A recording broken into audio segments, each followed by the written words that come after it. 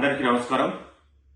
ఈరోజు అసెంబ్లీలో గౌరవ మాజీ ముఖ్యమంత్రి కేసీఆర్ గారిని సీఎం రేవంత్ రెడ్డి గారు ముఖ్యమంత్రి హోదాలో గౌరవించి తన ఆరోగ్యాన్ని, తన వయసును గౌరవించినటువంటి సందర్భంలో తనయుడు కేటీఆర్ పక్కనే ఉండి కుర్చీలో కూర్చోవడం అంటే తన అహంకారానికి నిదర్శనం కూడా మనం కోరాలి.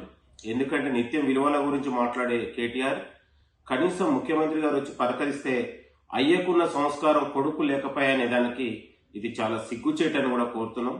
కనీసం రాష్ట్ర ముఖ్యమంత్రి రేవంత్ రెడ్డి గారి ఒక వినయాన్ని, తన క్రమశిక్షణ చూసి నేర్చుకోవాలని హితవు పలుకుతా ఉన్నాను.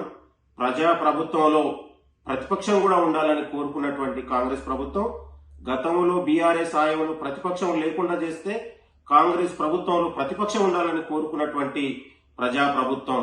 కాబట్టి ఈ యొక్క రాజకీయ విలువలకు ఈరోజు ముఖ్యమంత్రి రేవంత్ రెడ్డి గారు ఇచ్చినటువంటి గౌరవం ఒక గొప్ప నిదర్శనంగా మనం భావించాలి.